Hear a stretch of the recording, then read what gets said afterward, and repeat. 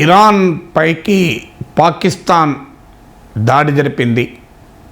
Iran కూడా Chabahar port ద్వారా తన మిలిటరీ డ్రిల్ ప్రిపేర్ అవుతుంది. అంతకుముందు పాకిస్తాన్లోని సున్నీ తీవ్రవాద స్థావరాలపై ఇరాన్ దాడి చేసింది. ఇప్పుడు ప్రతీకారంగా ఇరాన్ పైన పాకిస్తాన్ దాడి చేసింది. రెండు దేశాలకు కూడా పరస్పరం ఆరోపించుకుంటున్నాయి ఏంటంటే తమ దేశంలో వేర్పాటువాద తీవ్రవాద కార్యకలాపాలని ప్రోత్సహిస్తున్నారంటూ ఇరాన్ పాకిస్తాన్ పైన, పాకిస్తాన్ ఇరాన్ పైన ఆరోపణలు చేస్తుంది. సో ఈ పాకిస్తాన్ ఇరాన్ల మధ్య వైరము ఈ ప్రాంత సుస్థిరతనే సవాల్ చేస్తుంది. ఇప్పటికే ఇజ్రాయిల్ గాజా పైన విచక్షణారహితంగా దాడులు జరుపుతోంది. హమస్ ఇజ్రాయిల్ పైన జరిపిన దాడులకు ప్రతీకారం అని చెప్తూ ఇజ్రాయిల్ హమస్ పైనే కాదు గాజాలోని పాలస్తీనా ప్రజలపైన యుద్ధం చేస్తోంది. హిజ్బుల్లా, లెబనాన్లో ఉన్న హిజ్బుల్లా ఇజ్రాయిల్ పైన దాడులు జరుపుతోంది. ఇజ్రాయిల్ దానికి కౌంటర్గా లెబనాన్లోని హిజ్బుల్లా స్థావరాలపైన అటాక్ చేసింది. ఇజ్రాయిల్ లెబనానే కాదు సిరియాపై కూడా దాడి చేసింది. ఇరాక్లోని ఇజ్రాయిలీ నిఘా కేంద్రాన్ని ఇరాన్ ధ్వంసం చేసింది. ఇరాక్లోను సిరియాలోనూ ఉన్నటువంటి షియా మిలిషియా అమెరికన్ టార్గెట్లను పైన అటాక్ చేస్తే అమెరికా రిటాలియేటరీ ప్రతీకార దాడులు జరిపింది. సో ఎర్ర సముద్రంలో హూతీ తిరుగుబాటుదారులు వర్తక నౌకలపైన దాడులు జరుపుతున్నారు. ఈ గందరగోళం ఉన్న సమయంలో పాకిస్తాన్ ఇరాన్ల మధ్య కూడా ఘర్షణలు చెలరేగుతున్నాయి. ఇది ఎక్కడి వరకైనా వెళ్ళే ప్రమాదం కనబడుతోంది. పాకిస్తాన్ సున్నీ ఇస్లాంకు తానే ప్రతినిధిగా ఎమర్జ్ చేయడానికి ప్రయత్నం చేస్తోంది. సౌదీ అరేబియాతో కూడా పోటీ పడుతోంది.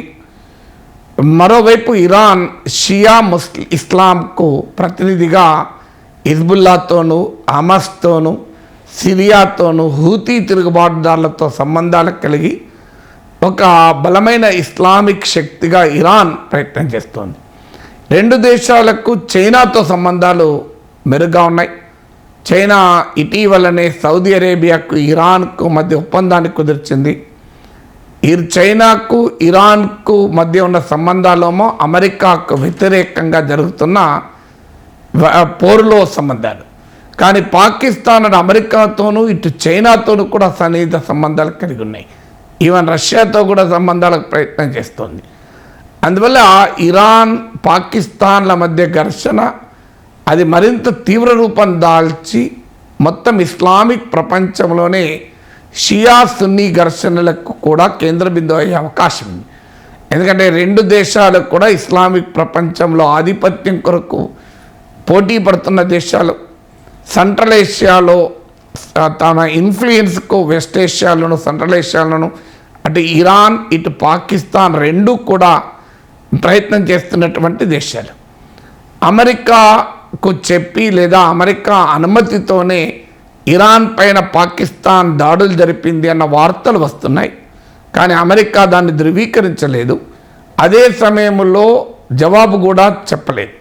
అంటే పాకిస్తాన్ అమెరికా నుంచి అనుమతి తీసుకొని ఇరాన్ పైన దాడి చేసిందా అనే ప్రశ్నకు సమాధానం చెప్ప అమెరికా నిరాకరించింది. అంటే దీన్ని బట్టి ఇరాన్ పైన పాకిస్తాన్ దాడుల వెనక అమెరికా హస్తం కూడా ఉందా? ఈ అనుమానమే ఇరాన్ను మరింత తీవ్రంగా అమెరికాను వ్యతిరేకించే పరిస్థితి తీసుకురావచ్చు. ఆల్రెడీ హూతీ దానిపైన యెమెన్లో ఉన్న ఈ హూతీ టార్గెట్స్ను అమెరికా, బ్రిటన్లు అటాక్ చేశాయి. దీనికి మేము రిటాలియేట్ చేస్తామని హూతీ రిబెల్స్ కూడా ప్రకటించారు. సో ఇప్పుడు Houthi, Iran, Hezbollah, Syria, Hamas ఒక నెక్సస్గా ఫామ్ అయితే అమెరికా, బ్రిటన్, పాకిస్తాన్ కనుక మద్దతు ఇస్తే ఈ ప్రాంతమే తీవ్రమైన క్రైసిస్ను చూసే అవకాశం కనబడుతోంది.